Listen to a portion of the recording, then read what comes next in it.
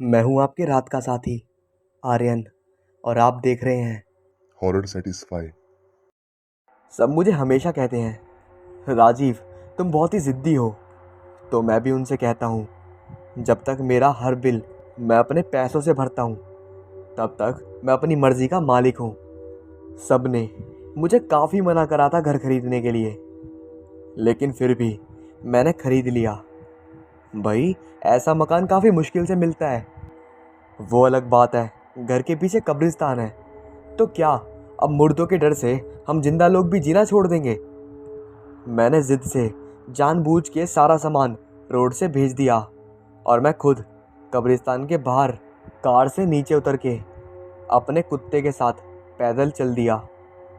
कब्रिस्तान के बीच से होता हुआ मैं अपनी मकान के बाहर आया और अपने मकान का छोटा सा गेट खोला, जो कि मकान से थोड़ी सी दूर था। ये नई जगह थी तो मेरे कुत्ते को संभालना काफ़ी मुश्किल हो रहा था, तो मैंने उसे खुला छोड़ दिया और वो अंदर की तरफ भागता भागता अंदर से बाहर और बाहर से अंदर हो रहा था। और जब मैंने पलट के देखा, जो गेट मैंने खोलने के बाद बंद करके आया था अब वो खुला हुआ था। मैं अपने कुत्ते को संभाल नहीं पाया। वो पूंछ हिलाते जैसे इतना खुश हो रहा था कि जैसे उसका मालिक मैं नहीं कोई और हो। वो पूंछ हिलाते हुए वहाँ की मिट्टी चाटने लगा। कहते हैं जानवर अपना इलाज खुद ही कर लेते हैं।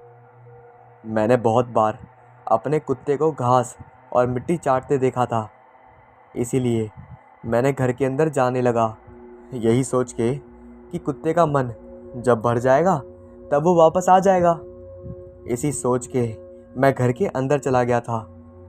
घर के अंदर गया तो एक चीज़ बहुत अजीब लगी कि जब मैं घर देखने आया था तो इतना साफ सफाई नहीं थी। अब इतना साफ सफाई किसने किया होगा, और ना जाने उस घर में सड़ी हुई लाश की बदबू कहाँ से आ रही थी। जैसे लग रहा था किसी ने जिंदा इंसान को इस घर के अंदर दफन कर दिया हो, इतनी सड़ी हुई बदबू आ रही थी वहाँ। सन्नाटा तो वहाँ पर था, लेकिन वहाँ पे मैं अकेला नहीं था। जैसे वहाँ पे कोई हो और मुझे घूर घूर के देख रहा हो। मैंने कुछ नहीं किया, सीधा गाड़ी से अपना बैग लेके आया और फ्रेश होके सो गया। अगले दिन मैंने नए घर लिया था। उस खुशी में मैंने अपने ऑफिस के दोस्तों को पार्टी दी। वही घर में खुशी की बात ये थी कि उस पार्टी में सब लोग आए थे। पार्टी बहुत अच्छी थी। पार्टी लगभग 12 से 1 बजे तक चली थी। सबने पार्टी खूब एंजॉय करी। मैं थोड़ा थक गया था और ड्रिंक भी थोड़ा ज़्यादा हो गया था, तो मैं अपने रूम में जाके सो गया। सुबह हुई और मैं उठा तो मेरे पास में रखा टेबल पे एक कप चाय और पानी रखा था। मैं उठा और देखा तो कोई वहाँ पे ताज़ा चाय बना के रखा हो, ऐसा लग रहा था। मैंने वो चाय नहीं पी और रूम से बाहर निकला तो पूरा साफ। मैंने सोचा, ये सब कौन कर रहा है? मैं डर भी गया था और वहाँ से बाहर निकल गया। तभी मेरे फ़ोन पे कॉल आता है।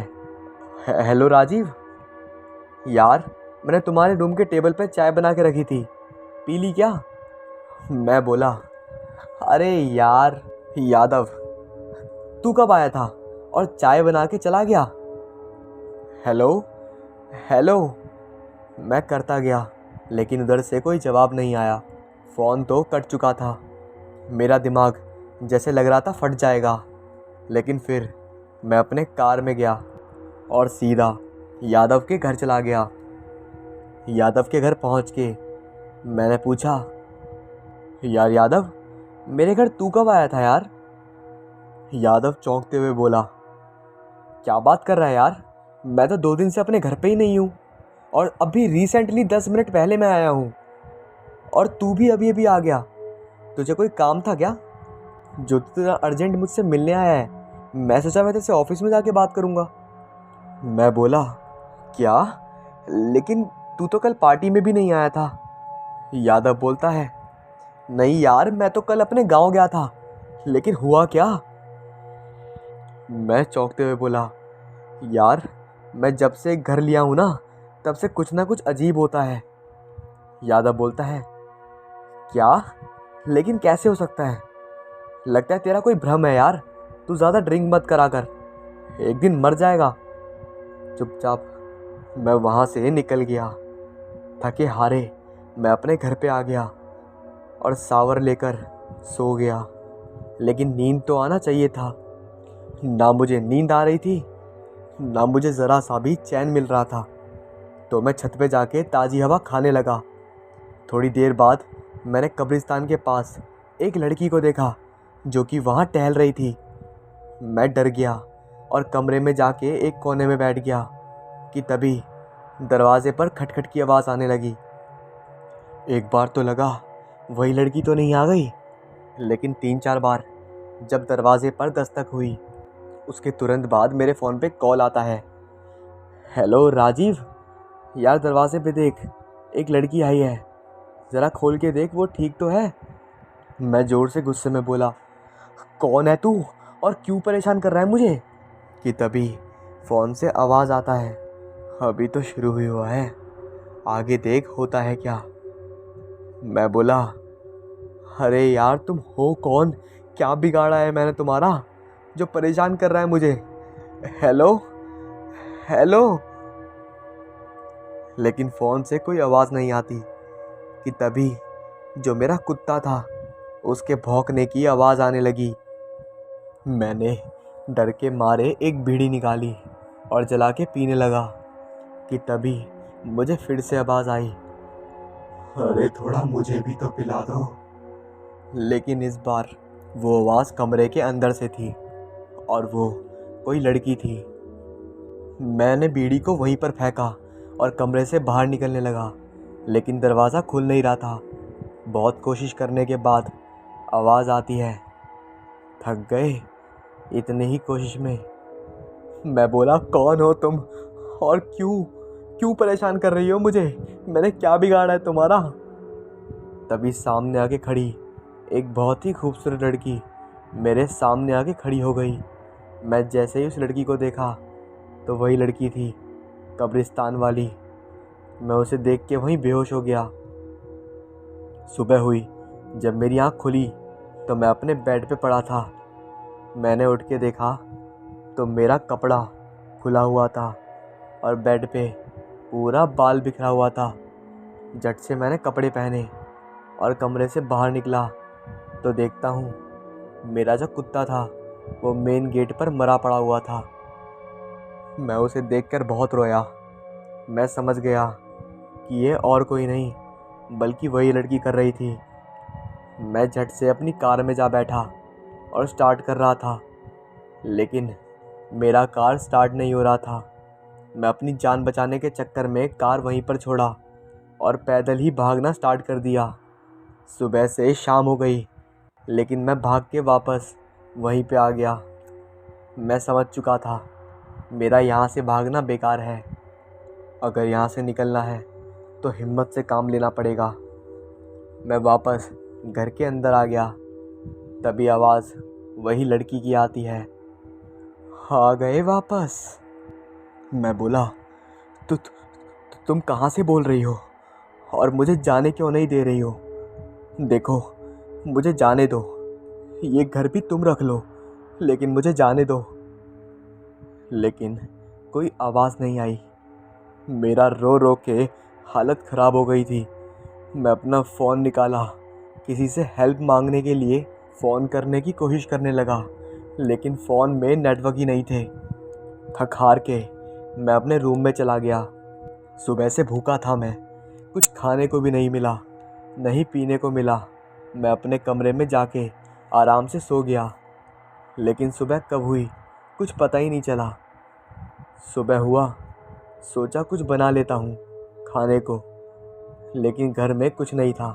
तो फिर ना जाने क्यों मैं टहलता हुआ घर से बाहर निकला। मन बहुत भारी सा लग रहा था, अजीब सा लग रहा था। मैं सोचा, ये अजीबोगरीब चीज़ें मेरे साथ ही क्यों हो रही थी? क्या उस घर में कुछ था, या फिर मेरे कुत्ते के साथ कब्रिस्तान से होते हुए इस घर तक कुछ आ गया? मैं इसी उधेड़ बुन में चलता हुआ ना जाने कब्रिस्तान के पास कब पहुंच गया। पता भी नहीं चला कि तभी आवाज़ आती है। जनाब, अगर मैं गलत नहीं हूं तो आप ही आए हैं ना 35 नंबर बंगले में?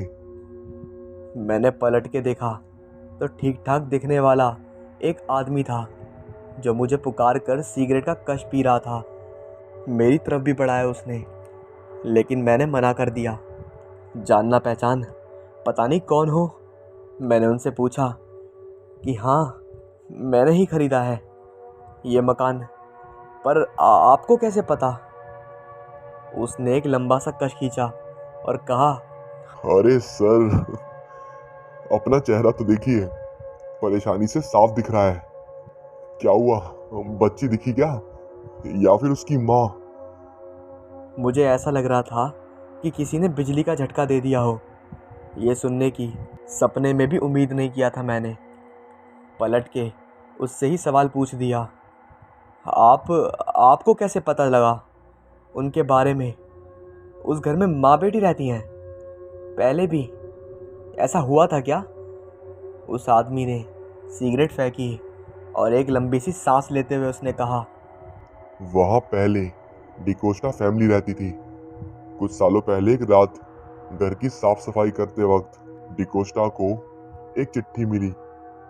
पता नहीं चला कि उसकी जान से प्यारी बेटी मैरी उसकी नहीं बल्कि डिकोस्टा की पत्नी और उसका बॉयफ्रेंड राजू की बेटी थी।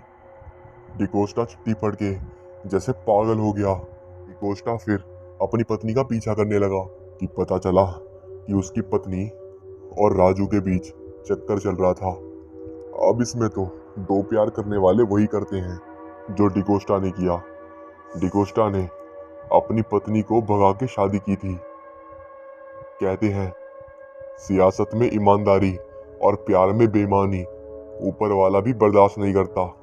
डिकोस्टा ने अपनी पत्नी और राजू और बच्ची तीनों को मार के यही दफना दिया और खुद डिकोस्टा भी फांसी लगा के मर गया। तभी से यहाँ उन चारों की आत्मा भटक रही है। मैं ये कहानी सुन के जैसे आंखों के आगे अंधेरे को साफ साफ देख पा रहा था। मैंने ज़्यादा कुछ कहा नहीं। मैंने बस इतना ही कहा कि आपको इतना सब कैसे पता चला? उस आदमी ने मुस्कुराते हुए जवाब दिया, अरे सर, यही पास में ही रहता हूँ। वैसे अगल बगल की खबर तो रखनी पड़ती है। आप भी चले जाओ वरना खामखा मारे जाओगे।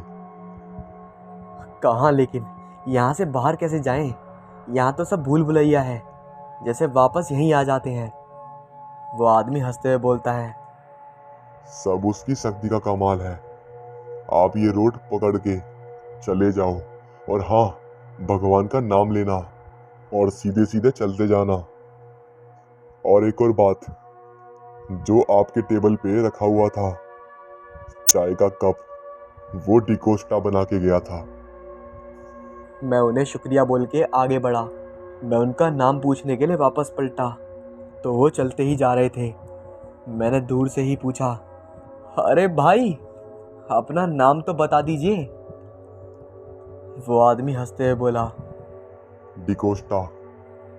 मैं वापस घर जाने के लिए पलटा तो मुझे कुछ याद आया कि वो वही डिकोस्टा है। मैंने उसे देखा तो वो कब्रिस्तान की तरफ जा रहा था। मैं भी भगवान का नाम लेते हुए वहाँ से भागते भागते मेन रोड पे आ गया और वहाँ से लिफ्ट लेके वापस मुंबई चला गया। फिर बाद में मैंने वो घर ब्रोकर के हाथों में थमा दिया और उसे बेचने की सारी जिम्मेदारी दे दी। और जब वो घर ब्रोकर ने बेच दिया तो मैंने मुंबई में एक नया फ्लैट ले लिया। मेरा कोई भी दोस्त मकान या बिल्डिंग में फ्लैट खरीदने जाता है तो मैं हमेशा यही पूछता हूँ कि नए घर के पास में कोई कब्रिस्तान तो नहीं है।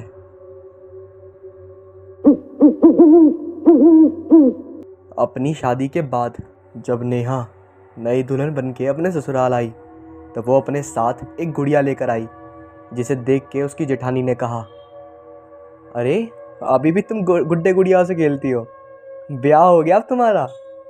ये सुन के नेहा ने कहा, भाभी ये गुड़िया नहीं है, यक्षिणी माँ है। मेरी माँ ने मुझे ये मूर्ति दी है और इसको अपने पास रखने को कहा है और ये भी कहा है कि हर मुश्किल में यक्षिणी माँ मेरी मदद करेगी। ये सुन के नेहा की जिटानी ये कहते हुए चली गई, शादी की उम्र में गुड्डे गुड़ियों से खेल रही है, राम जाने कैसा ज़माना आ गया है। वहीं पर नेहा की ननद सुमित्रा थी। वो कहती है, जाने दो, बड़की भाभी की तो आदत ही ऐसी है, बस बोलते रहती हैं कुछ भी, तुम आराम करो। ये कहकर सुमित्रा चली गई। थोड़ी देर बाद नेहा का पति विशाल आता है शराब पी के, और आते ही नेहा के ऊपर अपना पति वाला हक जमाता है और उसके सारे सपने, सारी खुशियाँ अपनी वहशियत की बलि चढ़ा देता है और उसकी गुड़िया को एक कोने में पटक देता है। नेहा चाह के भी कुछ नहीं बोल पाती। नेहा के पति की वक्त के साथ साथ नेहा पर अत्याचार बढ़ते जा रहे थे। एक दिन तो विशाल ने हद कर दी। वो शराब पी के घर आया। उसने देखा कि नेहा अपनी गुड़िया से बातें कर रही थी। ये देख के उसे इतना गुस्सा आता है कि वो उसे धक्का देता है और उसके हाथ से गुड़िया छीन के ज़मीन पर फेंक देता है, जिससे उसकी गुड़िया टूट जाती है और उसमें से यक्षिणी की आत्मा निकल जाती है। उसी रात विशाल की तबीयत खराब हो जाती है और दिन ब दिन उसकी तबीयत बिगड़ती जाती है और कुछ दिन में ही उसकी बहुत बुरी तरह मौत हो जाती है। सबके मन में सिर्फ एक ही सवाल उठ रहा था, अरे कैसी नई बहू आई है ये, आते ही अपने बुरे कदमों के साथ जो अपने पति को ही खा गई। पर नेहा और उसकी ननद अच्छी तरह से जानती थी कि ये सब यक्षिणी माँ का क्रोध था, क्योंकि विशाल ने यक्षिणी माँ की मूर्ति तोड़ी थी और उसकी सज़ा उसे मिली थी। कुछ दिन निकलते हैं तो नेहा को पता चलता है वो पेट से है, तो वो अब अपने उस बच्चे की खातिर जीने का फ़ैसला करती है। और वक्त निकलता है, नेहा अपने बच्चे को जन्म देती है और नेहा को बेटा होता है, जो कि नेहा के जेठ जेठानी की आंखों में खटकता है, क्योंकि नेहा का बेटा भी अब पूरी जायदाद के आधे हिस्से का वारिस था। उनके लिए वो उनके रास्ते का कांटा था। एक दिन नेहा घर का काम कर रही थी। उस वक्त नेहा की जेठानी नेहा के बेटे, जिसे नेहा लड्डू कहती थी, उसे गला घोंटकर मार देती है और चुपचाप वहाँ से चली जाती है। काम ख़त्म करके जब नेहा आती है अपने कमरे में तो देखती है लड्डू के शरीर में कोई हलचल नहीं है। तो लड्डू को गोदी में लेती है और देखती है उसकी सांसें नहीं चल रही। तो वो ज़ोर से चिल्लाते हुए आवाज़ देती है, जीजी जीजी, देखो लड्डू को क्या हो गया है, ना हिल रहा है ना मुझे देख रहा है, देखो ना जीजी। सुमित्रा दौड़ती हुई आती है और जब लड्डू को गोद में लेती है तो वो समझ जाती है कि लड्डू अब लाश बन गया है। तो वो नेहा से कहती है, भाभी लड्डू ना रही हो, तुहार लड्डू ना रही हो, मर क्यों है। ये सुन के नेहा सन रह जाती है कि अभी तो ठीक था, एकदम से क्या हुआ जो ऐसा हो गया। खैर, लड्डू का कार्यक्रम कर दिया जाता है और सब अपनी लाइफ में व्यस्त हो जाते हैं। नेहा पूरा दिन घर का काम करती और रात को अपने कमरे में आके अपने बेटे की याद में रोती। वो सुमित्रा की बेटी वर्षा को भी प्यार से लड्डू बुलाती थी। सब काम में फ्री होके उसे तैयार करने और उसके खेलने कूदने में उसे बड़ा सुकून मिलता था और अच्छा भी लगता था। इसके साथ खेलते हुए वो अपने सारे सुख भूल जाती। वक्त के साथ साथ नेहा भी उसके जेठ मलिक और जेठानी सुमन की आंखों में खटकने लगती है। और एक दिन सुमन का बड़ा बेटा और सुमन मिले। रात के वक्त नेहा को मारने का विचार करते हैं, क्योंकि अब उनकी नज़र पूरी जायदाद पर थी।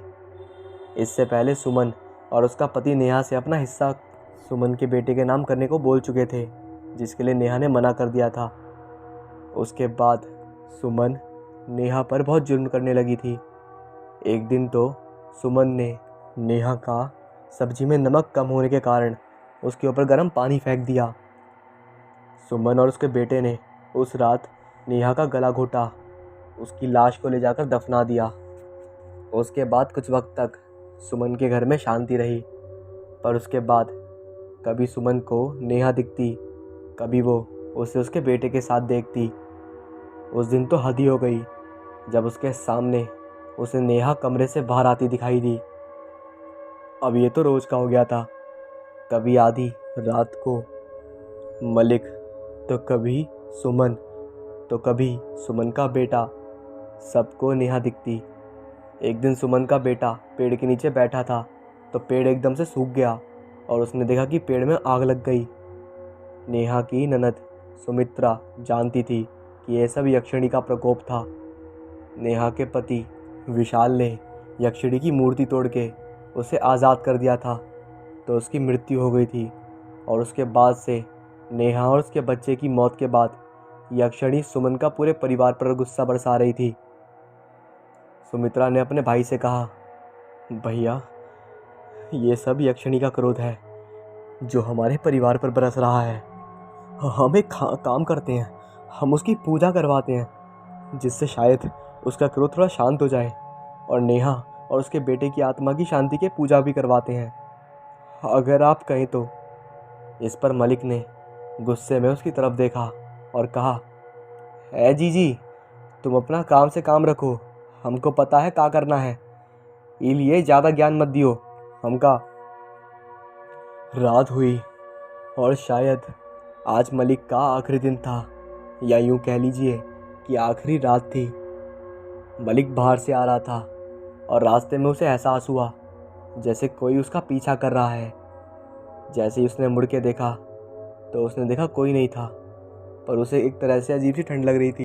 फिर उसे ऐसा लगा जैसे ये उसका वहम है। उसने अपना सर झटका और आगे बढ़ने लगा।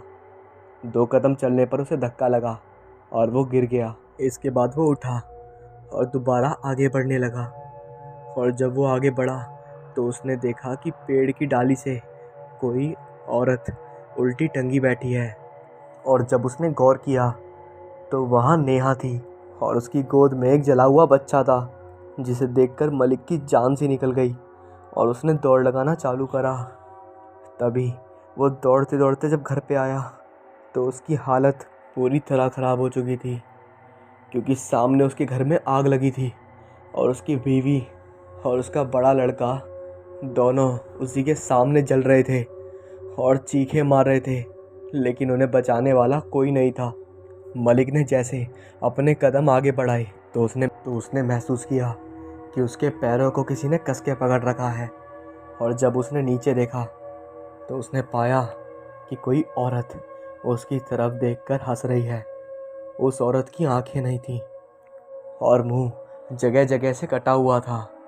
वो औरत इतनी भयानक थी कि शायद कोई भी कमज़ोर दिल का हो तो उसे पहली नज़र में ही दिल का दौरा पड़ जाए। लेकिन मलिक ने वहाँ से फिर से भागने की कोशिश करी, लेकिन वो भाग नहीं पा रहा था और वो औरत धीरे धीरे उसे ज़मीन के अंदर खींच रही थी और आधे शरीर को उसने खींच लिया था। मलिक तेज़ तेज़ भगवान का नाम लेने लगा, लेकिन यहाँ तो शायद भगवान भी उसकी मदद करने के लिए तैयार नहीं थे, और उस औरत ने उसका गला काट कर आधे धड़ को ज़मीन के नीचे और आधे धड़ को पेड़ के ऊपर टांग दिया।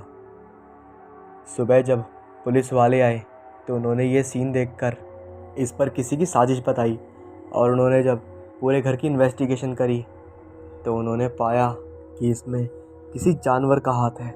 इसके बाद उन्होंने इन्वेस्टिगेशन बंद कर दी और आज भी ये एक रहस्य बना हुआ है। एक सिंपल से परिवार में जन्मे व्यक्ति को जीवन की गाड़ी को चलाने के लिए पेट्रोल रूपी नौकरी करनी ही पड़ती है, चाहे वो उसकी मर्जी हो या ना हो। राजीव घर आया तो माथे पर हल्की सी शिकन लिए। माँ, खाना ले आओ। माँ खाना परोसते हुए राजीव की तरफ देखते हुए कहती हैं, बनी कोई बात?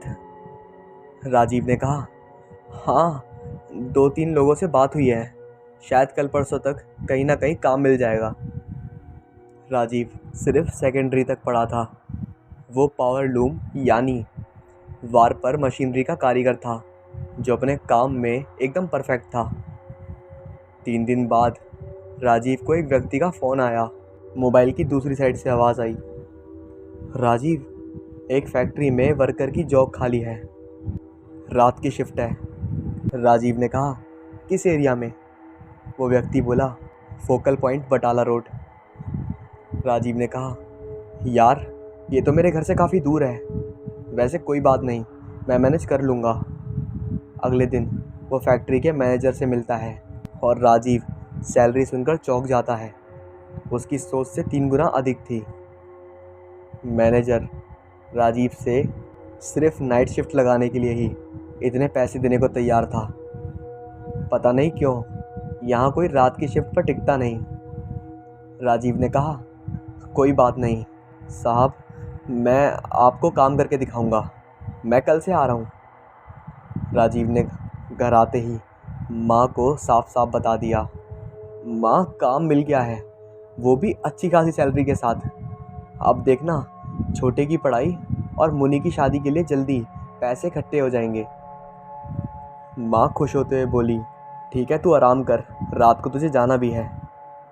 उसी रात 10 बजे के करीब राजीव फैक्ट्री पहुंचा तो एक सुनसान एरिया में कई एकड़ में फैली एक फैक्ट्री रात के माहौल और एम्प्लॉय की कमी से काफ़ी खतरनाक सी लग रही थी। फैक्ट्री के गेट पर एक उम्रदराज आदमी आंखों पर चश्मा लगाए हुए, शायद वॉचमैन था, राजीव को देखकर कहता है, नए वर्कर राजीव जी? हाँ, आज ही आया हूँ। वॉचमैन कहता है, आज ही आओगे या आगे भी आपसे मुलाकात होगी? राजीव कहता है, मैं कुछ समझा नहीं।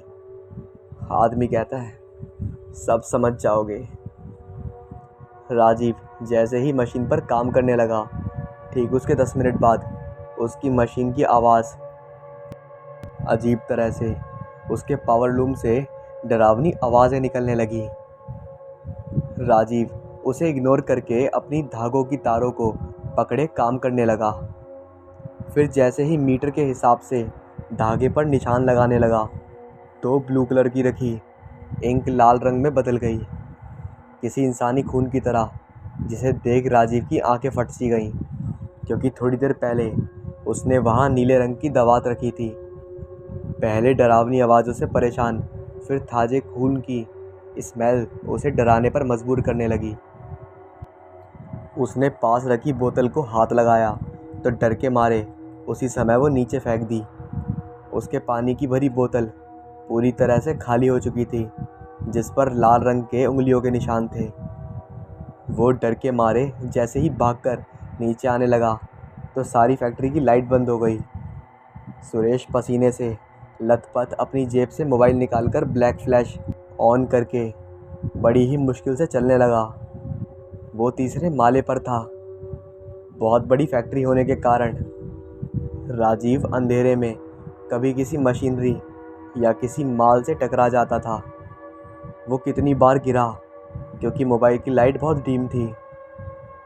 डर के मारे, कुछ प्यास के कारण गला सूख कर चौक हो गया। वो बार बार अपने अंदर की लार को निगलते हुए अपना गला तर करने लगा। वो जैसे ही सीढ़ियाँ उतर रहा था तो वो किसी मोटी लकड़ी जैसी चीज़ से टकरा गया। हाथ से परे करने लगा तो देखा एक टूटी हुई टांग उसके हाथ में है। वो उसे दूर फेंकते हुए नीचे उतर आया। फैक्ट्री के बाहर एक चाय की दुकान पर हांफते हुए भैया राजीव को दिखे। उबासी लेता हुआ आदमी, क्या लोगे साहब? राजीव ने कहा, प, प, पानी। वो गहरी सांसें लेता हुआ बोला। वो आदमी जग से पानी देते हुए, क्या साहब, इतनी रात को पानी पीने के वास्ते जगाया? राजीव ने कहा, पानी पीकर एक कप चाय बना दीजिए। सुरेश ने समय देखा तो 3 बजने वाले थे। वो चाय पीता हुआ उस चाय वाले को अपनी आप बीती सुनाने लगा। चाय वाले ने कहा, साहब आप बड़े भोले मालूम होते हैं, आजकल ये सब परेशान, मेरा मतलब तुम्हें इस काम से भगाने का प्लान लगता है किसी का? इतनी बड़ी फैक्ट्री, हजारों लोग दिन में आते जाते हैं, कभी सुना नहीं बाकी जैसे कॉलेज में रैगिंग चलती है ना, वैसे कौनो आपकी फिरकी ले रहा है ताकि आप डर कर ये काम छोड़ दो। सारी बात ध्यान से समझते हुए राजीव ने कहा, हाँ भैया, शायद तुम ठीक कह रहे हो। इतनी ज़्यादा सैलरी है, ज़रूर यहाँ का कोई आदमी ही मुझे परेशान कर रहा है। वो चाय वाले को जेब से पैसे देकर सुबह 6 बजे तक ही वहीं टेबल पर सो जाता है। दिन के उजाले में अपने घर चला गया। माँ बड़े चाव से खाना खिलाकर उसे आराम करने को बोल देती है। राजीव अपने कमरे में जो सब हुआ वो सब सोचकर किसी की शरारत मान लेता है और ये सोचता है ये पक्का किसी की शरारत होगी ताकि मैं काम पर ना टिक सकूं। 10 बजे के करीब आज राजीव फिर से उसी फैक्ट्री के लिए तैयार होकर निकल पड़ा। तकरीबन 11 बजे गेट पर पहुंचकर वॉचमैन काका से कहता है, आप 2-3 बजे के करीब कहाँ थे? वॉचमैन राजीव को शराब की बोतल की तरफ इशारा करते हुए बोलता है, जन्नत में। वो क्या है ना बेटा, मुझे आदत है इसकी। 12-1 बजे के बाद मैं कहाँ होता हूँ मुझे खुद नहीं पता होता। राजीव वॉचमैन की बातें सुनकर अपने काम की तरफ उसी माले पर चला आया। यहाँ अजीब सी सनसनाहट गूंज रही थी। राजीव ने जैसे मशीन स्टार्ट करी, उसके कानों में मशीन की आवाज़ कम, चीखे की आवाज़ ज़्यादा गूंजने लगी। आवाज़ काफ़ी खौफनाक थी, जो राजीव का दिमाग ख़राब कर रही थी। उसे हर पल अपने आसपास किसी की परछाई का आभास हो रहा था। इसी कश्मकश में राजीव पसीने से लथपथ हो गया तो समय 1 बज रहा था। उसने खाना खाने की सोची। जैसे ही टिफ़िन खोला, सांसें ऊपर की ऊपर और नीचे की नीचे रह गईं। डिब्बे के तीनों खाने गोश्त से भरे थे, जबकि राजीव के घर में ये सब कभी नहीं बनाया गया। उसने आसपास नज़र घुमाई तो उसे किसी के हंसने की आवाज़ आई।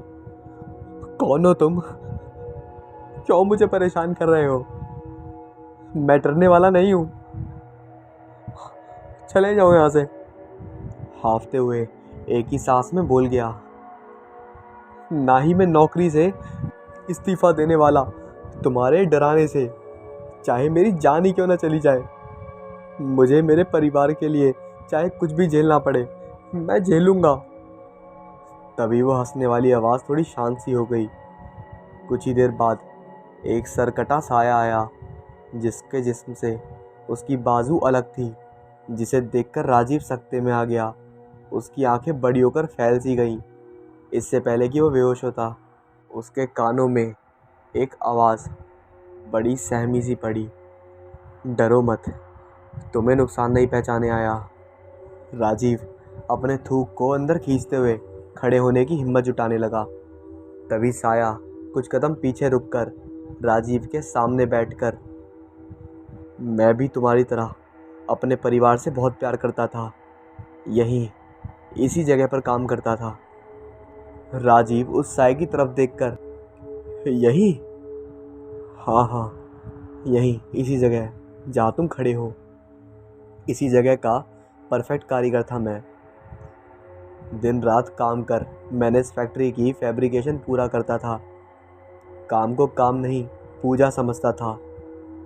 एक रोज़ मेरी मशीनरी की एक्सटेंशन रेंट ख़राब हो गई। मैंने सुपरवाइज़र और मैनेजर को कई बार नई लगाने को बोला, पर वो अपनी ठाठ में रहे मेरी बात को अनसुना कर देते। ये रॉड इस मशीनरी में आने से रोकने वाला एक साधन था। ऐसे ही महीने बीते गए, वो रॉड नहीं लगी। एक दिन वही हुआ जिसका डर था। मैं इसी मशीनरी में काम कर रहा था। एक धागों की बंदी में मेरा हाथ उलझा तो वही मुझे खींचते हुए मशीन के अंदर ले गई। उस बड़ी मशीन के चक्कर में फंसकर मेरा जिस्म कई टुकड़ों में बट गया। मेरी चीखें इसी मशीनरी में गूंज कर रह गईं। नीचे सबको जब तक पता चला, मैं इस चक्की जैसी मशीन में पिस चुका था। दिन रात जिस फैक्ट्री के लिए मैं काम करता था, मेरे बीवी बच्चों की बात तक नहीं पूछी। किराए के मकान में रहती मेरी बीवी को 5 महीने भाड़ा ना देने पर धक्के मार कर निकाल दिया गया। 2 छोटे बच्चे लेकर मेरी बीवी दर-बदर भटकती रही। एक पैसे की मदद नहीं की इन लोगों ने। मेरी आत्मा आज भी अपने परिवार को गरीबी के साए में देखकर तड़पती है। इतनी बड़ी फैक्ट्री के मालिक का दिल इतना घटिया। राजीव दांत पीसता हुआ बोला, नहीं नहीं, मालिक का इतना कसूर नहीं है। वो यहाँ कम ही आते हैं, साल में 2-3 बार। सब जिम्मेदारी मैनेजर और सुपरवाइज़र के सर पर थी। मेरी मौत का पता चलते ही बॉस ने कॉल कर कुछ पैसे ग्रांट के रूप में मेरे परिवार को देने के लिए कहा, पर वो दोनों हरामजादे आपस में बांटकर खा गए। किसी को टिकने नहीं देता। तुमसे पहले भी कई आए, कई चले गए, पर तुम पहले हो जो दूसरे दिन भी आने की हिम्मत दिखाए। तुम भी कुछ मेरी तरह अपने परिवार के लिए मजबूर लगे, इसलिए तुम्हें ये सब बताया। राजीव की आंखों में आंसू बह निकले। उस साये की सारी कहानी सुनकर राजीव ने कहा, तुम्हें वापस जीवन तो नहीं दे सकता, कहो मैं तुम्हारे लिए क्या कर सकता हूँ। उस साये ने कहा, मेरे परिवार को उसका हक दिलवा दो, नहीं तो मैं यूं ही इस मशीनरी पर काम करने वाले को परेशान करूँगा। राजीव ने कहा, ठीक है, कल यही बात होगी तुम्हारे सामने।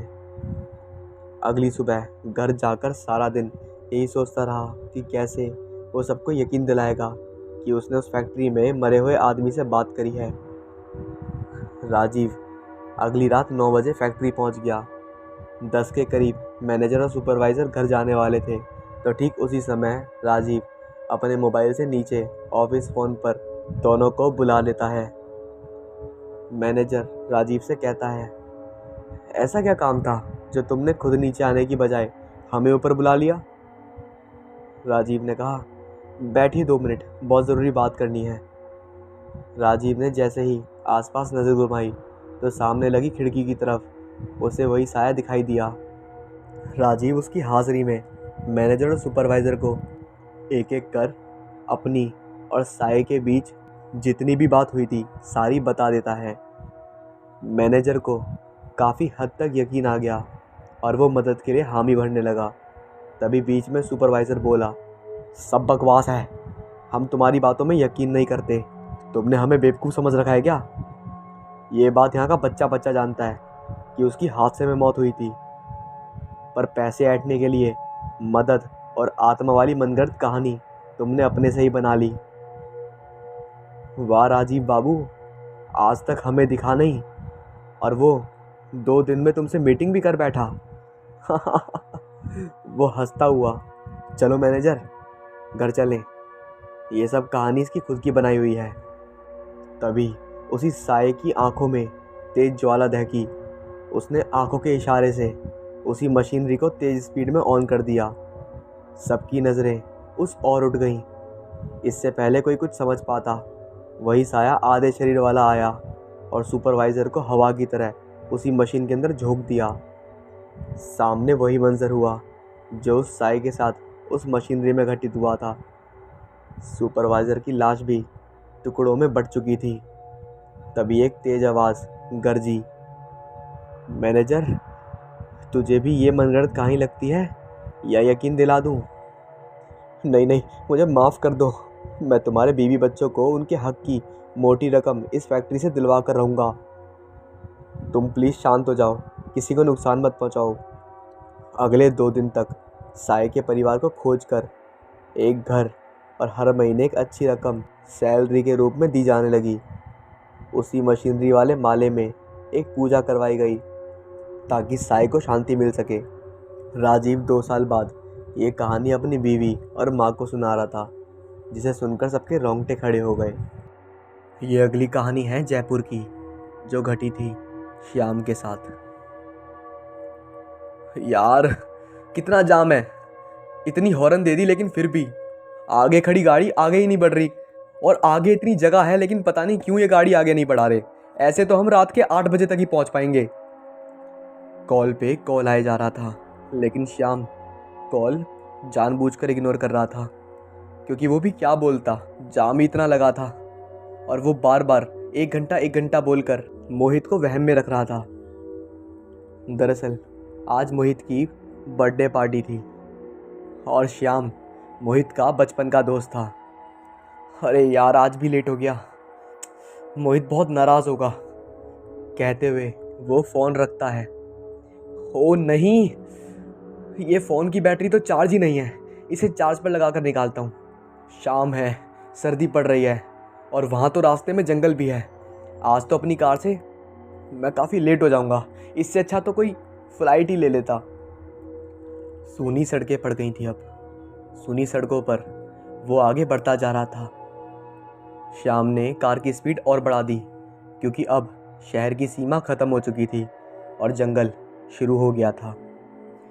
ओ सर्दी की वजह से कार की लाइट भी धीमी पड़ रही थी, रास्ता भी कुछ साफ दिखाई नहीं दे रहा था कि तभी श्याम की कार के सामने कोई आ जाता है और श्याम एकदम ब्रेक मारता है। ओ बाबा, तुझे दिखता नहीं है क्या? अभी कार के नीचे आ जाता।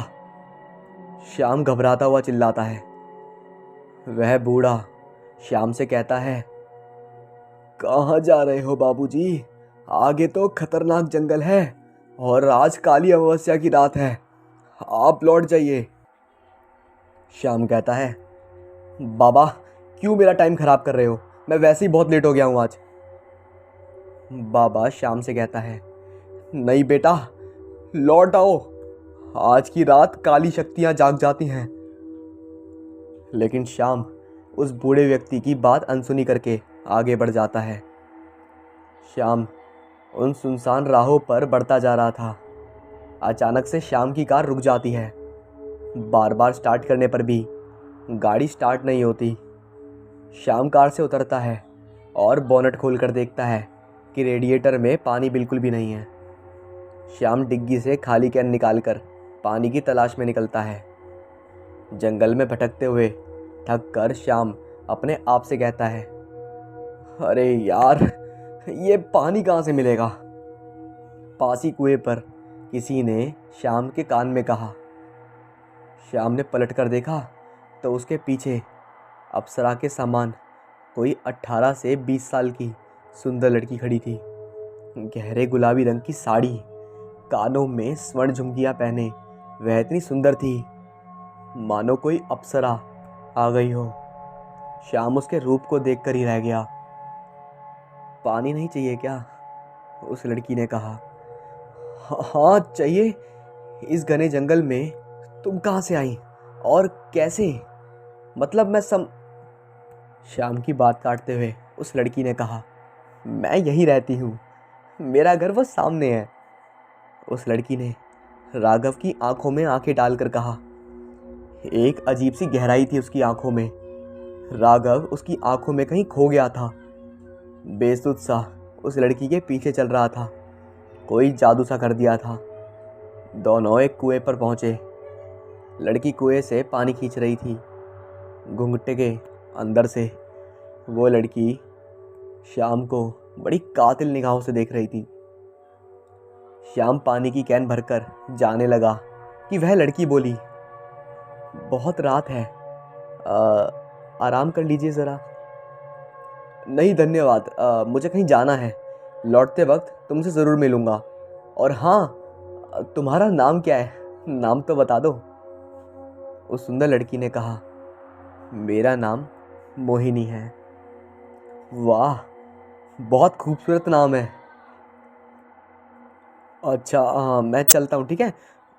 श्याम ने अभी कुछ कदम की दूरी ही तय करी थी कि अचानक से वह लड़की श्याम के ठीक सामने थी। ये देखकर श्याम भी हैरान था कि वह लड़की तो उससे काफ़ी दूर थी, फिर अचानक इतनी जल्दी वह उसके सामने कैसे आ पहुंची। चलो मेरे साथ, लड़की ने राघव से कहा। राघव ने कहा, चाहता तो मैं भी यही हूँ, पर अभी नहीं। आज मेरे बचपन के दोस्त का बर्थडे है, मुझे मत रोको, मैं लौटते वक्त ज़रूर मिलूँगा, मैं वादा करता हूँ।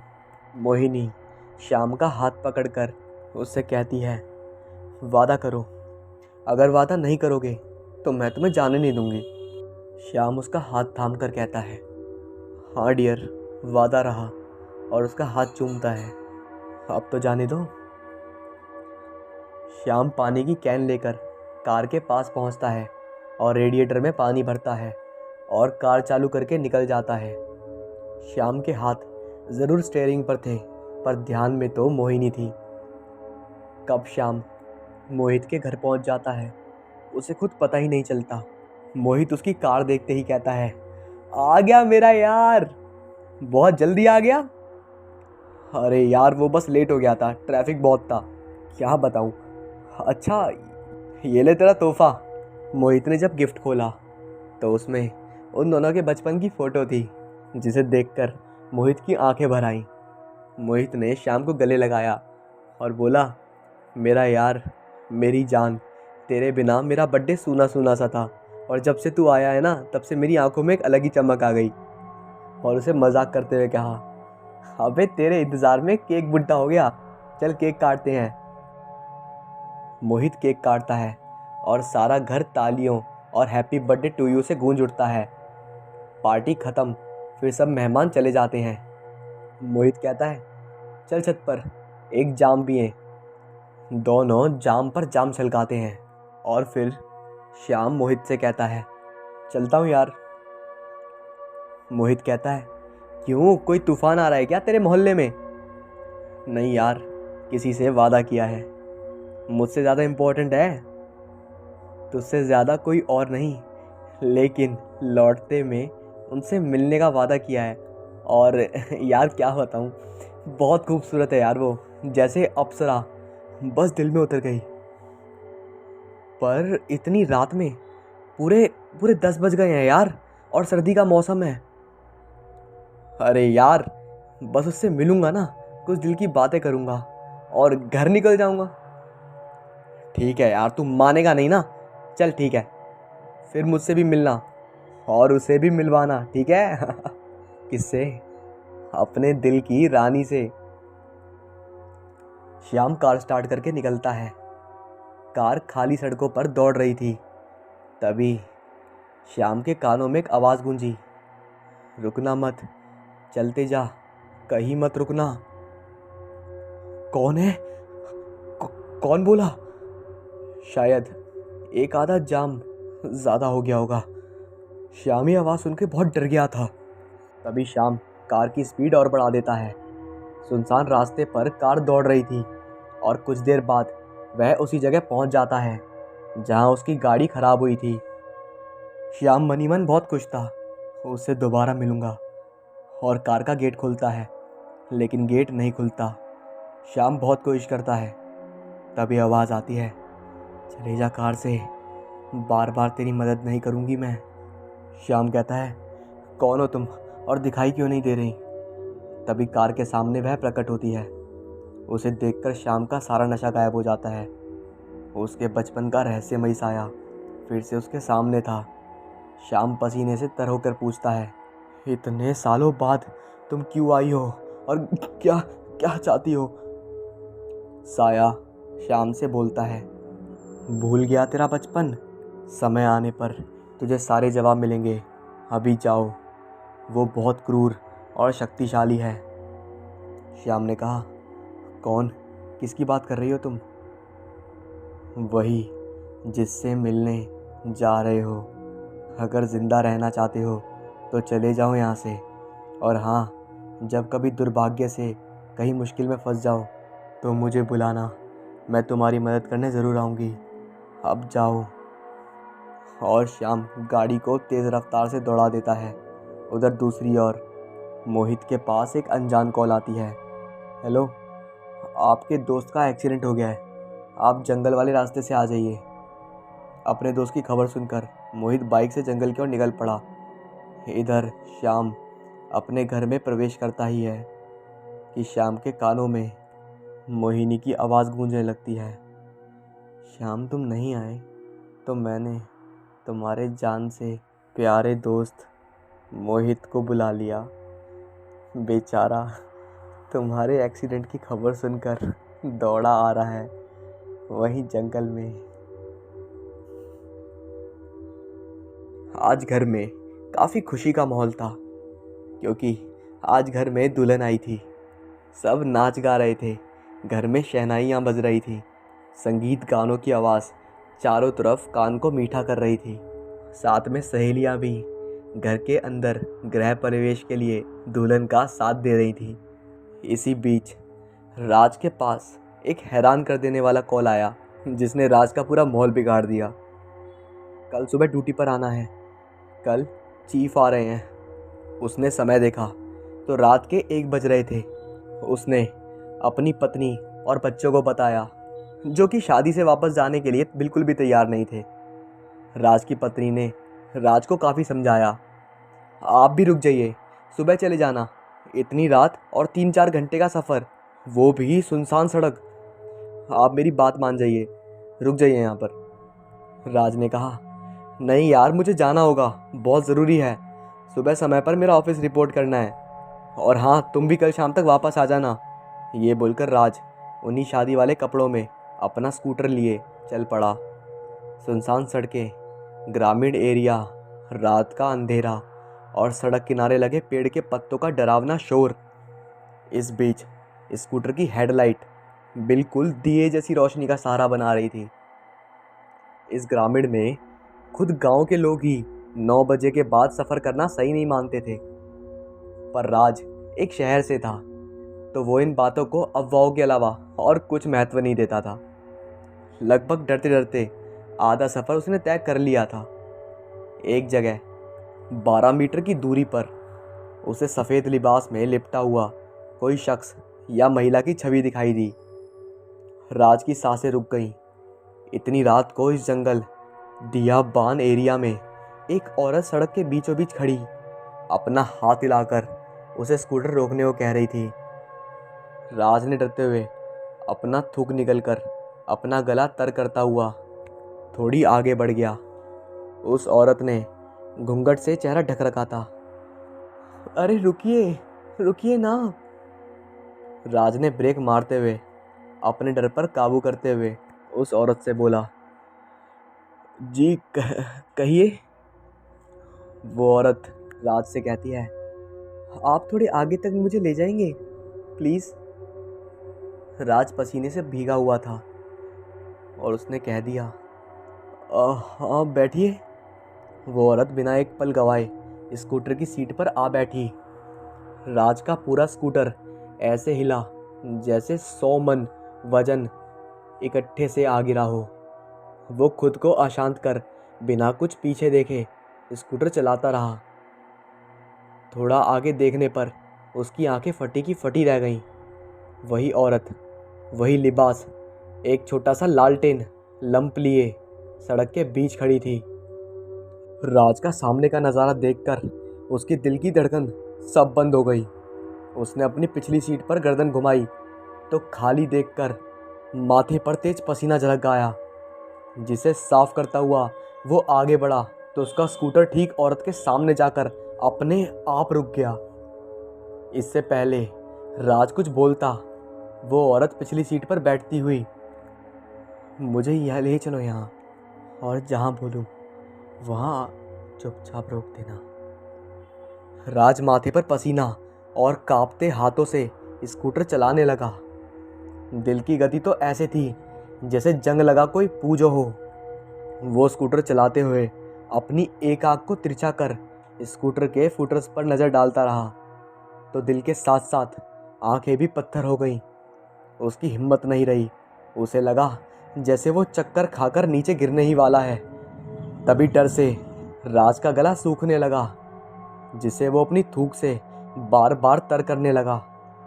उसने फुटर्स पर उल्टे पांव देखे थे, जिसका भयानक दृश्य उसकी आंखों में बैठ गया।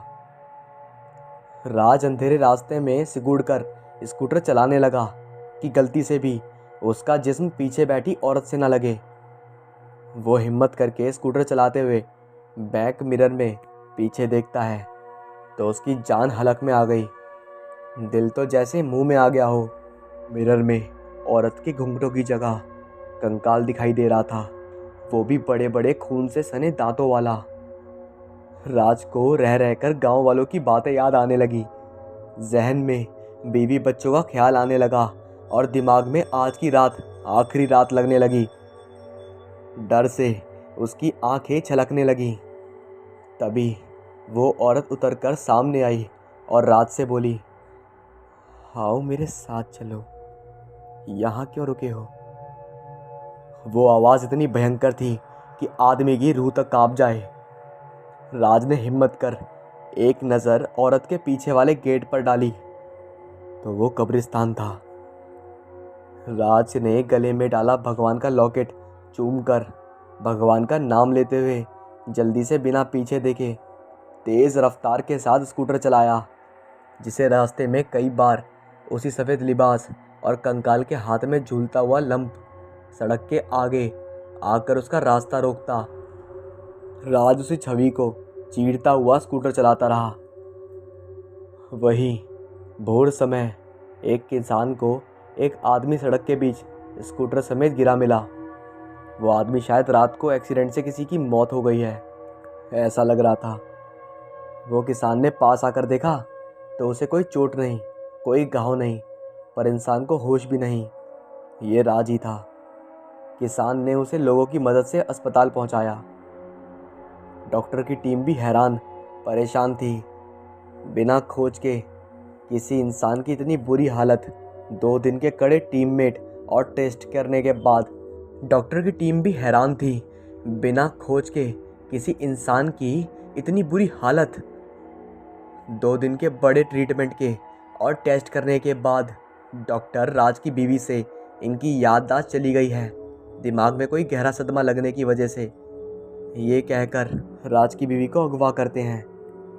आखिर इस दहशत में भरे सफ़र ने राज के दिमाग को गहरा घात पहुंचा दिया था, जिसका भुगतान उसकी बीवी को करना पड़ा और बच्चों को करना पड़ा। तो दोस्तों, ये थी आज की कहानी। इस पे कमेंट करके मेरे को ज़रूर बताना कि आपको ये कैसी लगी। और हाँ, कमेंट बहुत ज़रूरी है।